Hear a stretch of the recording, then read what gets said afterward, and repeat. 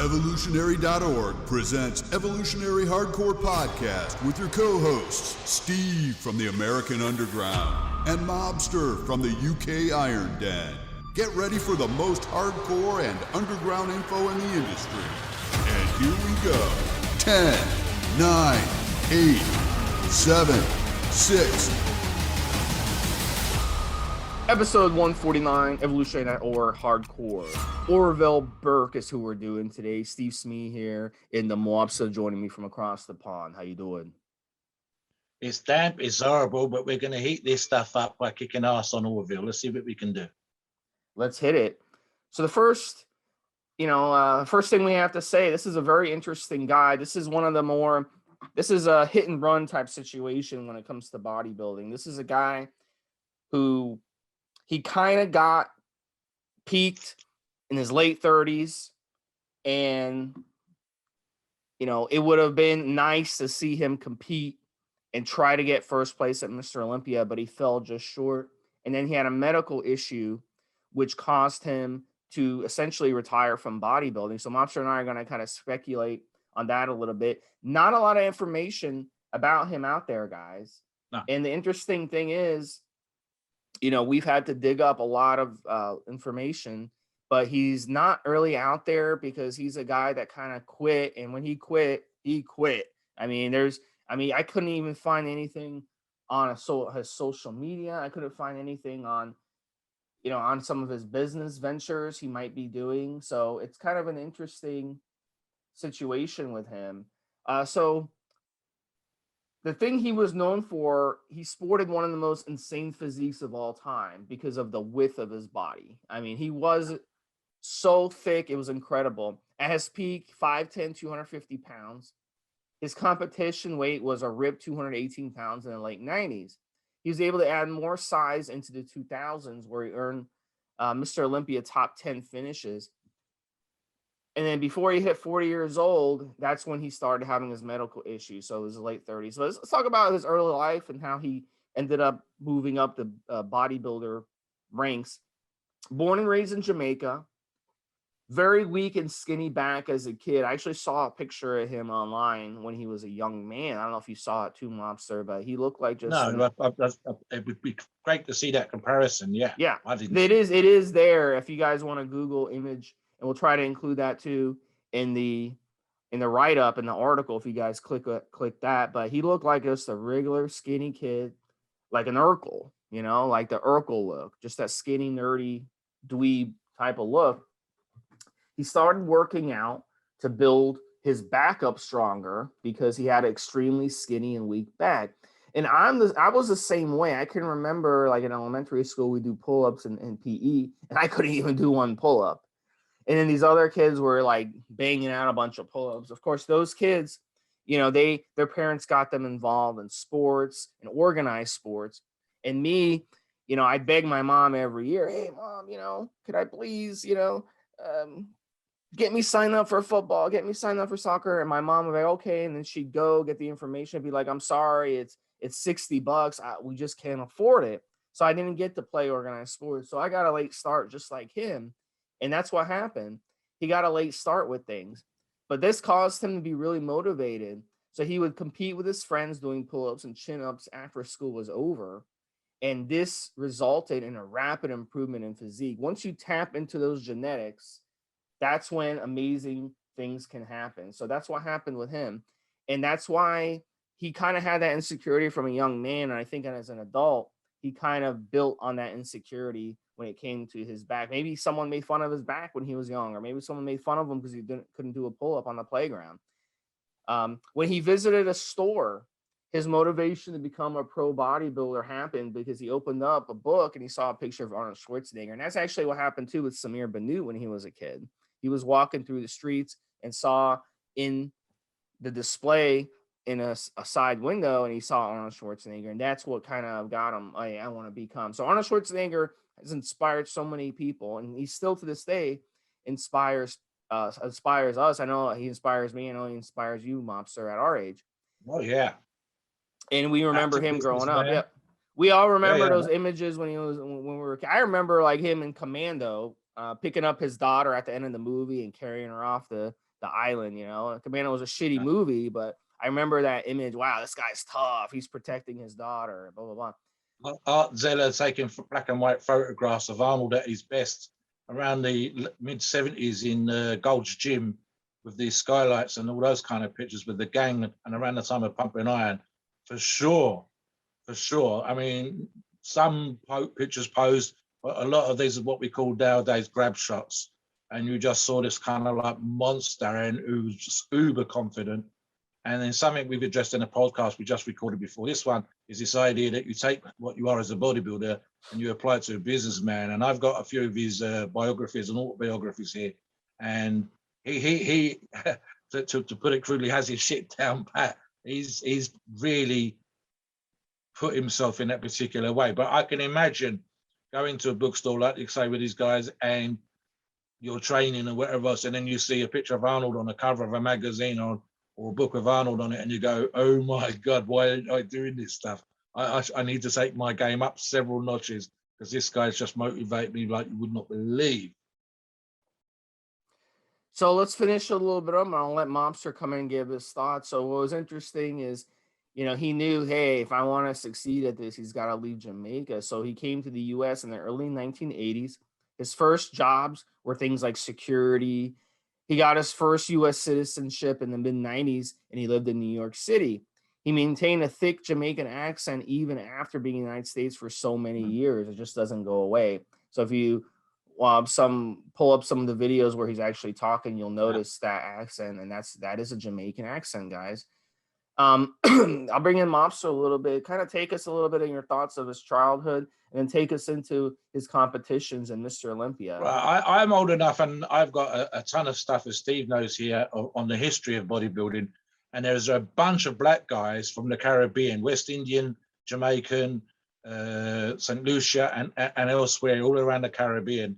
And you've got a combination of genetics, which is maybe, and without meaning to sound horrible, comes from the slave trade and breeding and whatever else 200-300 years ago. But what you've also got is an incredibly healthy kind of lifestyle. In fact, more healthy probably when the guys are poor than when they have access to money and a junk food. Because if you look at the food that these guys are eating, it's same as what Steve talks about. It's healthy chicken. These are these ones that you have on your small holdings. You're eating fruit from the trees. You're running up and down the mountains. You're running up and down the beaches. They're very competitive in terms of, funny enough, 2 or 3 sports. One here in the UK, when we've had our arse handed to us in cricket, it's because a lot of those guys that come from the West Indies, and they're playing cricket on the sand, on the beach. They're swimming. They're doing healthy stuff every single day, and you're underneath this fantastic Caribbean sun. So we can think of a bunch of great bodybuilders that have come from there and done extremely well in American and in worldwide bodybuilding. So that's part of it. Something else with regards to Orville, when you see Orville, and in fact, this is a couple of comparison videos that people have put on YouTube where they'll say the bodybuilders you've never heard of. And then one of the ones that sticks in my mind is the screenshot, the image that they used was a slightly morphed Orville standing next to a very large, but not morphed, probably around the 300-pound mark, Ronnie Coleman. And he's one of those, and I said this to Steve in the pre-show, you go, how is this guy not kicking ass? Orville, when you guys look him up, looks like the kind of guy that if you saw him in the gym with his aesthetics, with his look, but not compared to, say, a top contender, Mr. Lowe, Mr. Universe, Mr. Olympia, whatever. He's just an absolute freak. And whether it's the drive as a young man that's made him that particular way, or something else, Steve, which, funny enough, we touched on a thread on Evo forum last week, where people were talking about genetics, and I say this, and they needed to understand what genetics was, and I went into that in the thread. But the other thing is, we never know what we're going to become in terms of our physique, in terms of our strength and whatever else. We can have an idea. We can look at our parents and our grandparents. We can have an idea that Orville could have looked around him at his brothers, his cousins, his uncles, his dad, whatever. He could have looked around in the community. He could say, well, a lot of the black guys are real lean. I'm going to be lean. but look at the size of my uncle, look at the size of my granddad, whatever, and he can have an idea. The truth of the matter is, guys, when we start our journey into this game, you won't have an idea of how far you're going to go. If you look, as Steve's already said, at the picture of him as a young man, teenager, and then compare him to what he become, it's mind-blowing. The joint sizes will probably stay the same, but the amount of muscle that he was able to put on, there's no way anybody could have turned around and said, this is what he's going to look like in 10 years or 15 years with that kind of training. And it's one of those sort of mobster tips, is you need to enjoy the journey, guys, because if you've got no idea how far you can go, then enjoy the journey getting there. So Joel's definitely one of those guys. Steve also mentioned about the security. Funny enough, he did security for Donald Trump, Steve. So that was kind of interesting for me. He had the back. We're really going to get into the back training in a little while, but his back, for the weights he was lifting, is just kind of on another level. The shoulder width at 5'10" and the lat width with the waist that he had is kind of almost like great lumps of meat hanging down from the armpit, sitting on the waist muscle, sitting on his obliques. Almost too much, but definitely someone, if you ever saw him in a gym, you'd be absolutely blown away. As I said, but I would refer to the aesthetic side.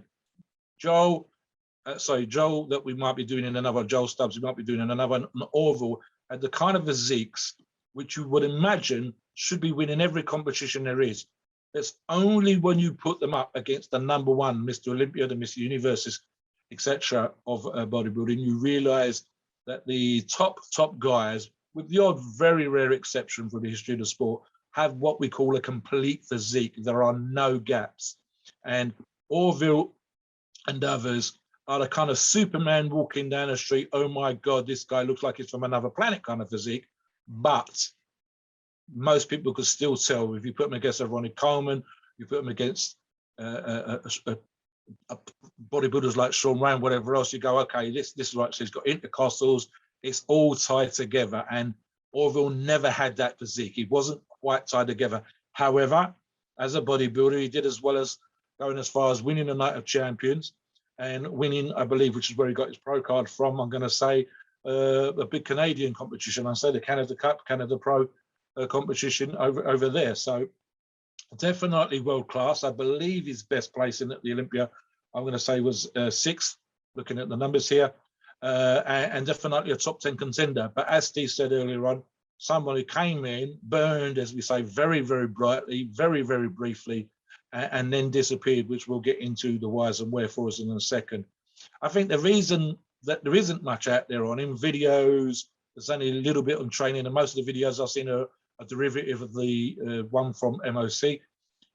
Very few articles, because he came in very, very quickly.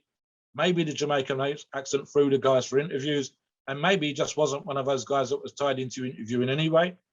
And because he disappeared so quickly, because he wasn't on the scene that long, as soon as people become interested, he was gone. So there wasn't that many articles out there, whatever else. So yeah, it's definite. We've got a guy here in the UK called Trevor Crouch, and Trevor has a very similar physique. Joel Stubbs has a very similar physique, and they are definitely someone, if you ever saw in their magazine, they're kind of cartoonish, but never, ever, ever going to be the kind of guy that wins the Mr. Olympia. You need a little bit more, a little bit of something else. So yeah, he's that kind of guy there, Steve. So we talk about the training. Let's kind of get into what happened first. Okay. To him. So I actually I've been trying to confirm this. As far as we know, he's still alive, but he joins the list of guys like Flex Wheeler and Tom Prince who had very serious medical conditions but are still alive. And so what happened with him, even though he had a short window where he was a top 10 IFBB bodybuilder from 99 to 2002, and he also won first at the 2001 Night of Champions and first at the 01 Toronto Pro. He fell into a coma, guys. He had surgery for sometimes what happens a lot when we're weight training, what happens as we get older, a lot of you younger guys don't understand this yet, is you try to push through these injuries, these nagging injuries that we get. And when you're younger, you can push through them. It's a kind of a false sense of security because you're younger, you push through them and then they go away. You get another injury, you push through it, they go away. You're expected to do that, especially at the pro level. I mean, you're a professional athlete and you have a nagging elbow. Your team needs you to be out there. They're paying you millions of dollars. You're going to play, you know? But at the end of the day, what happens is when you get older, those nagging injuries, they turn chronic and they start disturbing your life. They start disturbing your weight training. They start disturbing your athletic performance. They start disturbing your sleep. They start disturbing little things.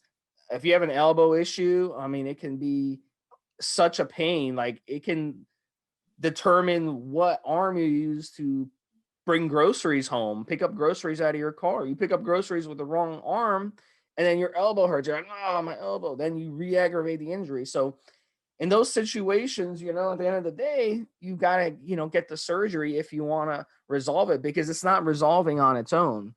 So he went ahead and did that. And then when you go in and get surgery, what do doctors tell patients who are too big? Whether you're too muscular or you're too fat, they tell you got to lose weight. It's too dangerous to do the surgery unless you lose weight. So in his situation, he went in and got the surgery done. Maybe the doctor assumed, hey, this guy's got a lot of muscle. He doesn't have a lot of fat, so it's going to be okay. It really doesn't matter, guys. I mean, if you're a big guy like that, being big is being big.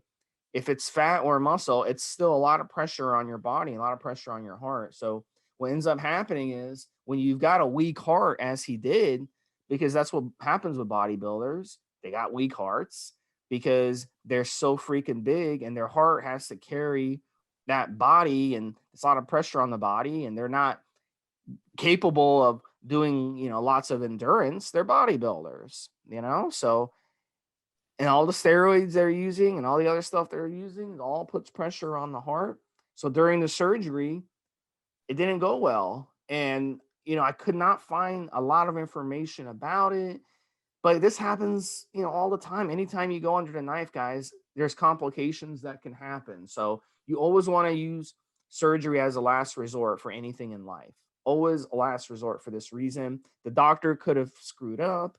The nurse could have screwed up. The anesthesiologist could have screwed up. Anything can happen here.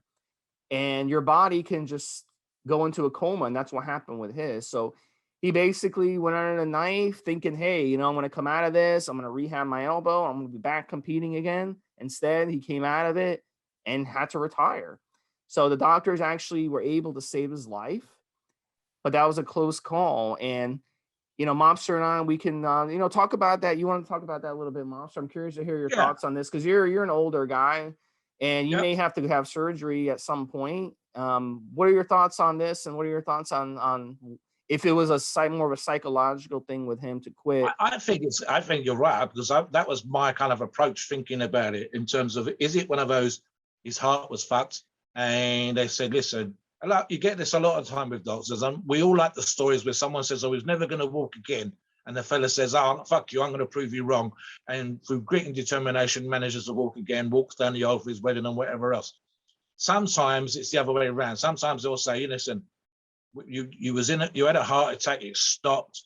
You went into a coma. We was able to save you. But listen, fella, Orville, you're never going to be the same again. It's my recommendation that you stop lifting these crazy weights, that you let that muscle shrink down. Your heart is able to cope with you weighing 200 pounds, not 250 pounds. And if you ever have an operation again, maybe you're going to die. And again, as Steve said, there's not enough information for us to say 100% one way or the other exactly what the status is. Equally, in my mind, it might just be one of those things with some people, this happens. You get in a crazy car crash, or even someone close to you dies, sometimes you go, listen, we've all got buddies. I'm of an age, and I think Steve's of enough of an age, that we've all got buddies that have probably OD'd doing recreationals. And a lot of you younger guys listening already do your recreationals. You get 10, 15 years in, and you're only enjoying yourself on a Saturday night. I guarantee you, if you've got 10 buddies like yourself that are doing recreationals, one will OD, one will die. And maybe that's the wake-up call you needed. So this is a situation where maybe nearly dying heart stopping, you're kind of dead, even if it's only very briefly. And then you're in a coma, so you could still die. And then you recover. Maybe that was what it was, Steve. Maybe it just goes, hell, do you know what? Fuck bodybuilding. I'm not going to win the Mr. Olympia. I want my health. I want a life. I want to go off and have, be with my wife, my girlfriend. I want to be with my family, my kids. Screw this and just walk away. And it's going to happen. Not every person that we're going to do a podcast is going to be an eternal champion, 20, 30, 40 years still involved in the Iron Game or whatever else. Not many of them are going to be a Samir Bonu, still at the Mr. Olympia, still at the Arnold, doing interviews with Dave from RX and all that kind of stuff. You're not every person's going to be in the Hall of Fame. Sometimes they're just going to say, you know what, it ain't worth it. And enough is enough. I could have died. I need to be doing other things. I need to be going up mountains and looking at sunrises and all that. Yeah. So the psychological thing. Listen, guys, nearly dying can scare the fucking shit out of you. Trust me, if any of you guys have ever been in a near car crash where you literally, the old adage of seeing the life flash before your eyes happens, then maybe that's what it was. Maybe it's like, wakes up, someone's there saying that you was in a coma for a couple of days, your heart stopped, you nearly died, just go, fuck bodybuilding, fuck weight training, I'm going to do something else. I'm going to learn to play cards. I'm going to go tend my garden, whatever. So the psychological things, they're true. 100%. It has to be to motivate you to train and do the crazy stuff. Equally, having this kind of situation occur to you might even be something stupid like he promised his wife or his girlfriend, listen, I'm not going to roll the dice anymore. I'm not going to risk stuff. I'm not going to do any crazy things. If you told me I nearly died, I could have lost you. I could have lost everything. I don't know what it would have been, So, she says, listen, you've got to do this thing for me. And he loves them. He loves his missus, his wife, his kids, his girlfriend, whatever. And he says, okay, I'll walk away. This is it. This is the day. So it can happen. From our point of view, sometimes it's both hella scary, but understandable. And you sometimes wonder, because he was just under 40 when he kind of finished there or thereabouts, Steve, where we've got guys winning the Mr. Olympia now around late 30s, early 40s. If he'd have done another couple of years, would he have done better? Would he have placed in the top three? It is what it is. We can't say one way or another. Back to you, Steve.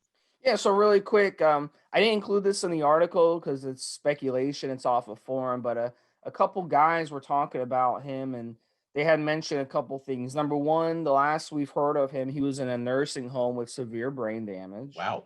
I'm not sure if that was from the coma or if that was from later on in life. And then number two, someone said that the story was indeed the anesthesiologist did screw up the doses, which caused him to be in a coma for 6 weeks. So if that was the case, we can guess that maybe, that's what caused, the brain damage, being in a coma for 6 weeks like that. So it's really, but again, this is speculation. I didn't include in the article, but you guys can kind of look into that and maybe try to dig it up. But we don't really know actually where he is today. He might not even be alive because I haven't been able to confirm alive or dead. So, yep, Mobster, go ahead and finish up with that. And then I want to hear your training and his back situation. One more thing very quickly then. Myself, when I was 9 years of age, I had a blood clot in the brain. And the symptoms for me before the operation to remove the blood clot was blurred vision. I couldn't walk in a straight line, terrible headaches. Now, I'm 9 years of age, frightening the fuck out of my family. And of course, it's one of those operations, even at my age of 9, where if they don't remove the blood clot, I'm going to be fucked for life. There's not going to be much that you can do with me, and potential to be a vegetable, whatever else, is really, really high. So the idea, especially with the lack of oxygen, for example, to the brain where your heart stops, and potential issues with the anesthesis, as you said earlier on, fucking up, is incredibly high. It's one of the reasons why you always sign a waiver, guys, when you're having an operation. You go in there for an elbow up, like Orville, and potentially you end up in a world of pain and just absolutely crazy. And there's always a risk with these things, especially, for example, we get guys on the forums that talk about having operations and stand on steroids. When you think, okay, listen, do what needs to be done, come off the gear, get the operation, be healthy, be safe, and then you can make a decision about going back on afterwards. Orville is one of those, perhaps a warning shot across the bows in terms of you learning something from this and appreciating that maybe there's more to life than doing some of the crazy things that we occasionally like to do for our passions and for the things that bring us a certain amount of joy. Right, training. So we always do pre-show research, but like Steve said, there's not a lot of information out there. The one that I looked at was from Mitsu Wakabe, who used to do the Battle for the Olympia videos. And that's, as I said, most of the YouTube videos that refer to Orville pretty much go back to those photographs and the images that come from that video. And the training, funny enough, Steve, it's one of those things where you look at him and think he's going to be an absolute monster in the gym. But he had Steve Weinerstrom giving him advice, and he was doing perfectly normal T-bar rows, pull downs, dumbbell rows, all this kind of stuff. There was a good balance, I would say, that was weighted towards free weights over machines, but there was some machines in there. Hammer strength really wasn't at its peak at that time, so you're still looking at low cable rows, that kind of stuff. But what was interesting for me is he wasn't using crazy weights. I believe on the video that I saw, he did T-bar rows, I think 4 plates, so 180 pounds. Pull downs was with a decent bit of weight, a couple of £100. And obviously the volume was in there. And I think this is probably the case with Orville. That was a moderate weight, high volume kind of guy. And the advice he got from Steve was along the lines of keeping the weights low. Don't risk injury. Don't do crazy stuff. Don't tear muscle up or whatever else. But because of his genetics, Steve said, and I quote, the muscle will come. And in fact, Orville addresses this in the video with a piece to camera. He's got 2 people with him in the video. One is the person that's going to help him with his posing to bring his game up in that particular way and better demonstrate his physique. And the other person was like a buddy that was going to be assisting on the day for the purposes of the video. But you don't see anything crazy. And Orville goes to the camera and says, this is the advice I got. He says, Steve's a great guy. He's a top judge. And as we know, became the #1 head judge for the IFBB Pro competitions. I don't think he was at the time, but he was certainly making his journey there. And he was the one that says you don't need to do crazy weights. You don't need to do like 500-pound rows and 600-700-pound squats. And Orville was a good example of precisely that. With the volume he was doing to produce the muscle, his response to the stuff that he was doing. Let's be honest, guys. Orville is, or certainly was, if he's still alive, is a genetic freak. For the majority of our listeners, you couldn't do what Orville did and have the same response to the stimuli. And that's what we're looking at here. Sometimes with some bodybuilders, and maybe Orville's one of those fellas again, with a moderate, light to moderate weight, and just being able to develop the muscle from that kind of stuff. Some of us will need to do huge weights. Some people would need more volume. I don't think Orville's that kind of person. I think he's the kind of, I said to Steve, he might have started off skinny, but he's the kind of fella that coughs and gets an extra inch on his chest, farts, and there's another inch on his arm. He just looks like that kind of person. He'd probably tell you he trained crazy hard in the gym, but I think we know that there's blokes out there that trained before and are training now, and they're training way, way, way harder just to get half the amount of muscle that Orville was able to put on his physique. So yes, Steve, I mean, we're not looking, as I said, once again, guys, you are quite often looking for some sort of secret. There is no secret. He's doing the same damn exercises as you are. In fact, he's doing some less. He didn't have those low row hammers, high row hammer machines, none of the leverage type stuff in the videos that we've seen. It's just cable machines, free weights, T-bar rows, dumbbell rows. It's nothing special, literally nothing special. Even the training style is not that special. He's doing shrugs. So and develops a world-class back that's just layered with thick muscle, and none of the weights are outstanding. I mean, literally 4 plates on the T-bar rows, medium-sized dumbbells, maybe 100, 120-pound dumbbells, 3/4, maybe a little bit more of the stack on pull downs. Nothing that would blow your mind. But when you see him doing it, you're like, damn, how is he that built, looking like that? Maybe with something that Steve touches on is that foundation with the competitions of the chins and all the real basic stuff when he's a teenager. And that kind of thing, Steve touched on it again a little bit, was this idea that the guys that seem to have the best backs nearly every single one does some kind of chin up. It's very rare to see that not being the case. I can think of the two or three top Mr. Olympians that have not, but pretty much every person we know that's got a good back, it isn't a top pro, is a chin-up merchant. And I think this idea that he was doing chins as a young man and being pushed by his buddies and having competitions where it was set a massive foundation for the muscle that he was able to develop relatively easy later on, Steve. So let's get into a steroid use, what you guys all want to hear about. So first off, everyone wants to know the first question, if you're listening to this, did the steroid use contribute to his health issue? Well, first of all, you know, when you have these injuries, guys, steroids make it very difficult for the body to heal injuries, to repair injuries, because they're inflammatory in the body. So if you use anabolic steroids and you get a little injury, it can turn nagging quickly. And then you're in the gym, not to mention, you're in the gym working out, you're doing more weights, doing heavier weights, you're doing more reps, you're doing more sets, you're pushing yourself, and that's going to cause these injuries to get even worse. So absolutely, steroid use can contribute to injuries. Steroid use can absolutely contribute to heart issues. They are inflammatory. His heart was actually enlarged from what the stuff I've read. He had an enlarged heart when the doctors went in there for it, when they realized, hey, his heart, he's got a coma, and that's what happened. He had an enlarged heart. So definitely the steroids could have affected his issue, even if the anesthesiologist screws up. You know, you stand a much better chance of being okay as a normal person, not as a person who had surgery. So let's get into kind of his steroid use here. When a guy around that time, guys, back in those days, a lot of them, they messed around with parabolin, which is trenbolone hex. And that's, it's basically, at the time, trenbolone was pharmacy grade. You could buy pharmacy grade trenbolone.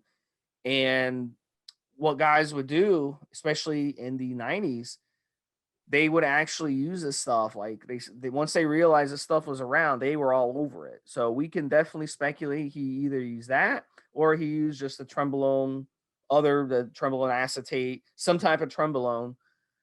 And, you know, it's not far-fetched to think that he ran over 1,000 milligrams a week. And that alone could screw up your heart. You know, you can run trenbolone at 200 milligrams a week, and it's going to be absolutely rough on your heart. I can't imagine 1,200 milligrams a week. So that's what these guys were running. Another thing that they like to run was these shorter esters, testosterone propionate, maybe 800 milligrams a week, then stopping it ahead of his competition. Masteron, 1,000 milligrams a week, okay, into your competition, gives you a nice hardened look, hardened up his muscles. And then decadrobolin was still around. Guys in the 70s, guys in the 80s, and guys in the early 90s loved Deca. And it started to fall off a little bit as we got into the 90s. So by the time he was hitting his peak, you know, even though some of the newer guys were getting away from Deca, I think some of the older school guys, some of the older guys his age, because he had been using steroids likely in his 20s, there's pictures of him even in his late teens, 18, 19. He looked absolutely jacked. So I don't think that there was any doubt that he had started using steroids even you know, at a very young age. So Deca would have been the ones that they would have liked to mess with, Mobster. More of a one of those steroids that really guys enjoy. 1,200 milligrams a week of Deca. You can run a lot of it. It's a mild steroid. It's not going to give you a lot of side effects. Guys really, really love Deca, and it helps with the joints too. And then another one, Winstrol, 100 milligrams a day, Winstrol. You know, why Winstrol? Winstrol is a dryer. Ahead of your competition, you want to definitely be on Winstrol to dry you out, and then the Masteron to harden you up. So this is a lot of steroids, guys, both injectables and orals. So, Mobster, what else do you think that he was messing with? And I'll give you some thoughts on those. I'll do it the other way around. Just the way we've been talking, I'm thinking, I wonder what he had access to when he was in the Caribbean versus what he was able to get access to in the States. We now know, of course, in this day and age, it is with sponsors on our forum being a good example, we can have access to pretty much every peptide, or 2 or 3 different kinds of growth, 2 or 3 different, the slow acting, the fast acting insulin. We can get pretty much our hands on more or less anything that we want for bodybuilding now. certainly all of the safer things, without getting into DNP and Simple and wherever else, we have access, and even those things, whether we like it or not, is accessible to pretty much every kind of bodybuilder there is. But it makes me wonder, and again, this is where we're coming from, this information from the earlier parts of his stack, what he was able to get access to, both in terms of actual access to drugs and access to information in the Caribbean before he came to the States. And then once he arrives in the States, its accessibility has gone up another notch. And that's even in the 80s and 90s and the early 2000s when he was doing his thing.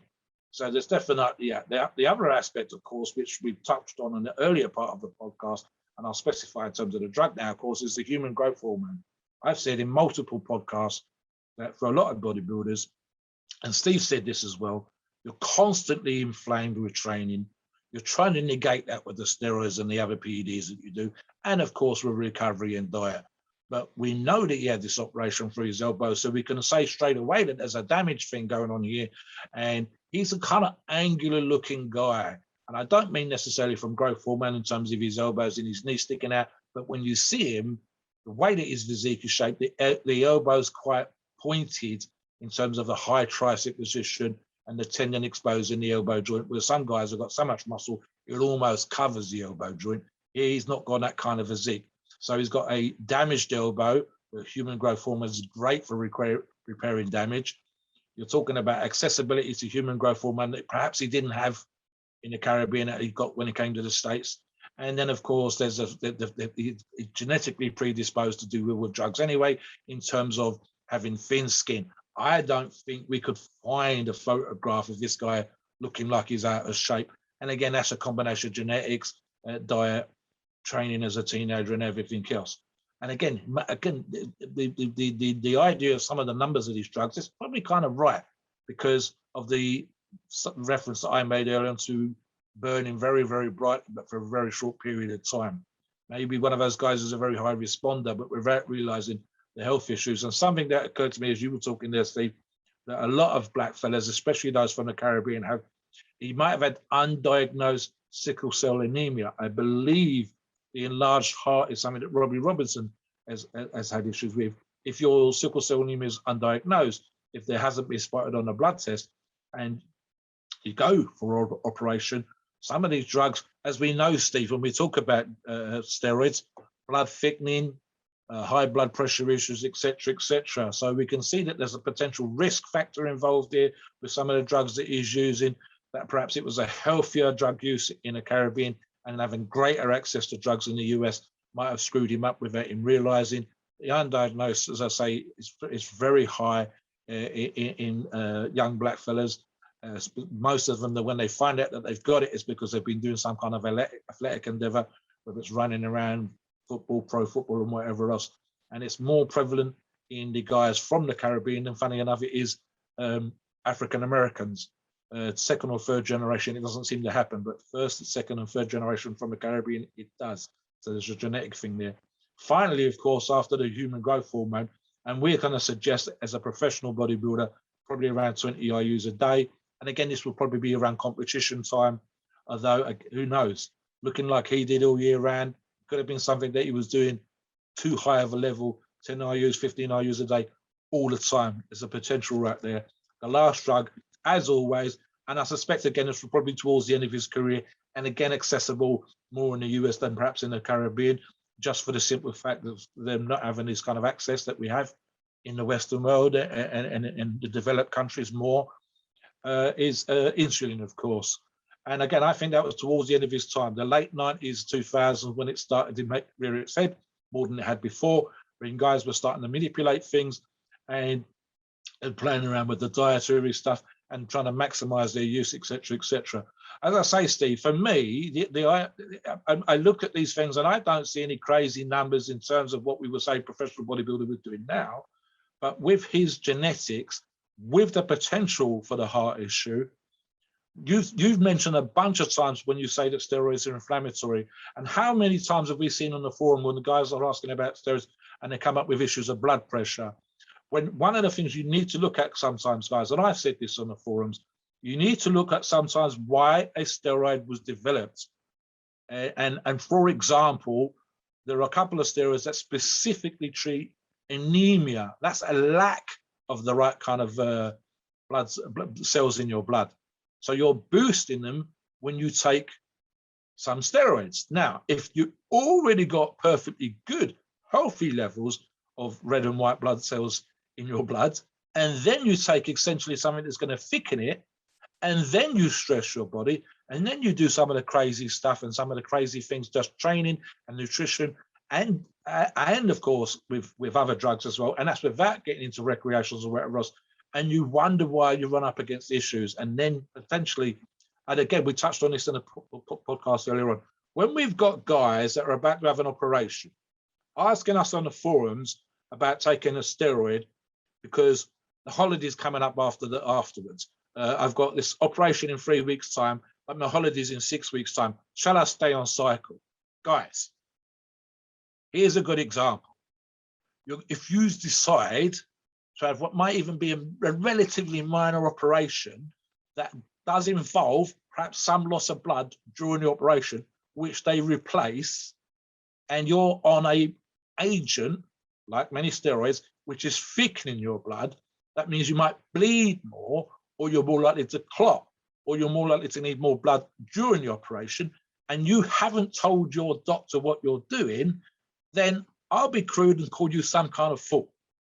Equally, if you're kind of vaguely sensible and wait to do your cycle after the operation, but you're still not fully recovered, then let's be honest, even if it's just a simple fact of not doing your training justice because your knee's being fixed or your elbow's being fixed, and therefore you can't train as hard as you would in the gym, don't be afraid to lose a bit of muscle and go without PEDs. They will be there waiting when you're recovered. And you will recover because you're a sensible guy, because you took Mobster and Stevesmi's advice. That muscle that you've lost, if it goes real quick, as Steve has said, and I quoted this just yesterday on the forum, you never had to begin with, it was just water. Everything else you'll gain back. QED, muscle memory. You've got the rest of your damn life. Most of you guys are young, so go and get your operation.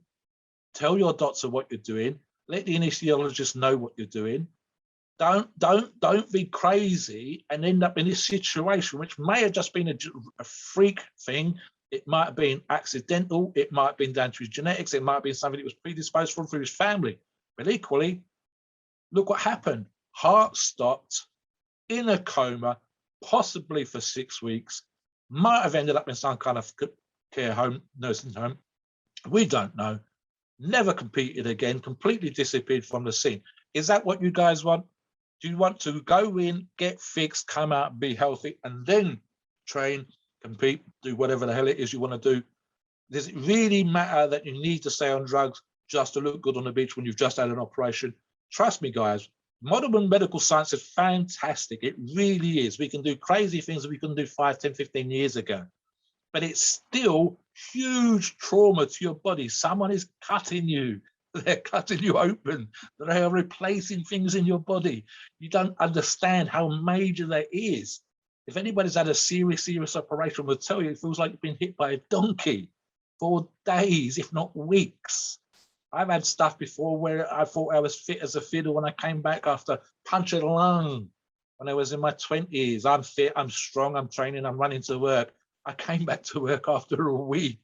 I was on my ass in 90 minutes. It took me another 2 weeks to recover, and that was real quick. So, and that was without steroids, guys. So listen to us. Yeah, definitely, guys. They'll actually ask you if you ever go into a procedure. It doesn't even have to be a surgery. They'll ask you what drugs are you taking. Tell them. And if you say, "Oh, I'm taking a Tylenol," they might say straight up, "Hey, we got to reschedule your appointment. We can't take that chance." Yeah, I'm off for and 2 you're weeks. like, "No," I'm like, "Oh my gosh, I shouldn't have mentioned it." Can you imagine being on this much gear and then going into a surgery like this? You know, because he probably cruised on a ton of steroids, not even. You can't blame the doctors if you don't tell them the truth. Yeah, and then they don't know. The doctors don't know that this guy's on tons of steroids. So then when the procedure happens and something goes wrong, the doctor is not going to understand. Boom, you're screwed. Yep. So it's very important. In the US, right? How litigious is the US? We're going to sue them. And then the insurance company or the lawyers find out that you didn't mention all the drugs you're on. There, right away, guys. Go in and tell them the truth, because your life is on the line, your health is on the line. And if they then screw up, you told them what you were doing and they still did this stupid shit, you're going to get more compensation. But if you do stupid shit and then they fuck up, you want to come away with a buck, because that's what you're getting. It's just one of those things where you need to be.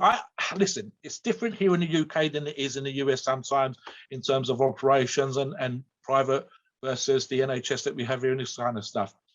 Whether I'm talking to my girlfriend or whether I'm talking to my doctor, I explain what I'm doing, and I hopefully have enough personal knowledge about myself and my own use that when I go to the doctor, when I go for tests and whatever else, and because I don't have to worry about medical insurance, etc., they go, "Are you taking steroids?" I say, "Well, not right now, but I do a cycle a year. This is what I do. I try to be healthy, blah, blah, blah, blah, blah." If I had an operation coming up, I wouldn't do a cycle. It's as simple as that. I wouldn't do a cycle just before. I certainly wouldn't do a cycle during, and I would do my best, unless I was competing or something was coming up, not to do a cycle straight after. I would recover as best I possibly can. It's just kind of common sense, but we understand that there's guys out there obsessed and need to do these things. If you're a pro bodybuilder and you need to make a living from your body, from how you look, whether you're kind of model or a competing bodybuilder or whatever else, and your look is everything, I kind of get that you need to do certain particular things. Listen, talk to the people that follow you, explain what's going on, tell them you're going to come back better than ever, keep them engaged, let them see you be doing stuff with the operation, let them see you recovering, let them see that you're human. Don't do stuff like this and then potentially like Orville, you look at him, guys. Go and we're going to put pictures on with the article. We're going to it's going to be the screenshot that we for the front page for the videos and stuff like that. He was an absolute monster, an absolute freak, and boom, disappeared straight after this major issue. We don't want any of our listeners having this kind of problem. We want you to do well. Until the finish on this cycle for me is not a crazy kind of cycle for a top competing bodybuilder, certainly not now. So when we look at this, we kind of stand, you know what? I wouldn't want our average listener, our average forum member to be on this kind of cycle. I'd want them for half these numbers right across the board, Steve. But for a professional bodybuilder, they're kind of almost sensible, almost. But when we look at the potential risk for a guy that's having an operation, no. If he was on steroids, he shouldn't have been. If you're going to have an operation, tell them, at least give them a kind of idea that you might be taking in something that's going to thicken your blood. You might be taking something that's going to change your results. You might be taking something that's going to risk or up the risk a little tiny bit during the operation. If it's an insurance issue, I don't know what to say to you guys, because, you know, is the operation going to get paid for? You're going to get compensation if things go wrong? What do you think, Steve? Well, I just want to kind of go over in 2001, Mr. Olympia, when Orville Burke got 6th place. Look at who he was going against. Guess who was 9th place? Nasser. And we know Nasser was on tons of steroids, right? Absolute chemical warfare. 8th place, Dexter Jackson. You know he was on a ton of steroids, chemical warfare. Dennis James was 7th.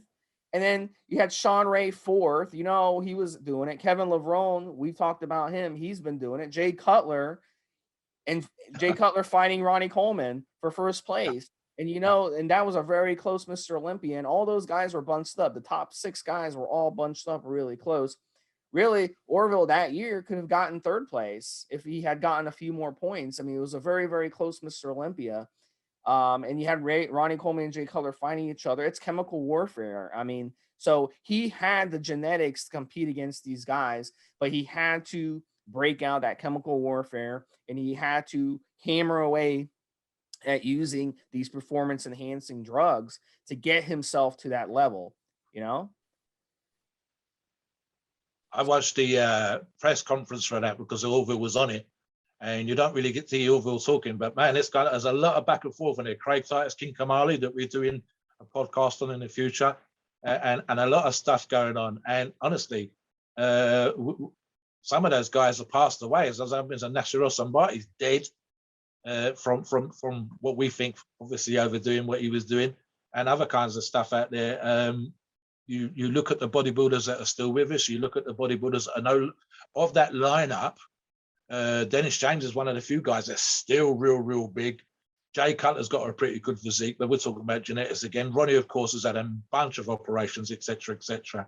And you've got a lot of back and forth with Sean Ray on the microphone talking about the judging and everything else. Orville's kind of quiet. What's kind of, if you turn the sound down and you don't involve yourself in the politics and the back and forth between the guys, you just look, the camera pans up and down, Steve, and Orville's shoulders, man. It's so, because they're all sitting down, and the suit never quite looks right unless it's real nice when you're sitting down. But it's kind of bunched up, this crazy. Honestly, he looks like he's 3.5 foot across, maybe wider.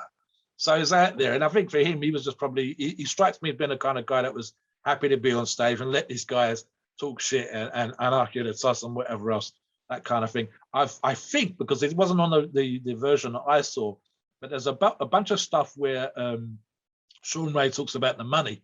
And as like it says, the top 10 are going to get the money, everybody else is getting nothing. And there's a great comeback, which wasn't on a video I saw, but I've seen it before, which is where Ronnie says, all those years, and he goes through the years that I didn't place. I was this 19th and I got nothing, 15th and I got nothing, 14th and I got nothing. You didn't hear me complain. But of course, when you're first, you're taking the lion's share. So he's not going to complain when he's walking away with 250,000, 350,000, 400,000 or whatever he came with later on. So it's a great year, certainly for the back and forth amongst the guys and what was happening in bodybuilding. To watch that just for the that pre-show that they do there. It's very, very interesting. Orville doesn't say much of anything at all. And again, we've said this earlier, maybe the reason why it's so difficult with Orville, it's kind of a shame when you look at him, you want to ask him all these questions. If he'd have done an interview after the operation and after the issues, and he was capable, you kind of want to ask to find out if there's a lesson to be learned here and find out what kind of guy he was outside of bodybuilding. We never really got the opportunity, and it doesn't look like we will now. But as someone to look at, guys, if you don't know who he is, if you're from the younger generation, 20 or so years of age, go look this fella up. Check out the photographs we're going to include. He was an absolute freak, super, super wide, super muscular, tiny waist. He kind of looks like Steve, I think, if we were young teenagers and we were drawing what we thought a bodybuilder would look like, kind of a half-assed amateurish, that's how he looks. He kind of looks like a balloon man, a kind of freaky, what we think a bodybuilder should look like when we're 15, 16. That's how he looked. So guys, he's one of those people you should know about, if only to see what is kind of crazy looking, him and a couple of other fellas that we're going to talk about in a later podcast. Check him out. At the end of the day, this is a lesson, guys. Number one, chemical warfare. Number two, how fast life can change. Enjoy every day. Live life to the fullest, guys, because you never know. Anything can happen, and you can just basically change your life. One decision can change your life and send it in a completely different direction. All right, Mobster, take us into the disclaimer, and we'll be done. Well, this was number 149.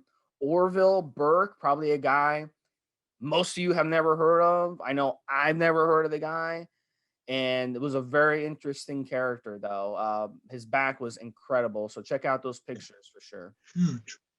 Right, guys, as always, please note we're not doctors, and the opinions that we put in these podcasts and videos are ours and ours alone. It is our view, and it's based on our experience and views on the topic in question. Our podcasts are for informational purposes and entertainment only. The freedom of speech and the First Amendment rule applies.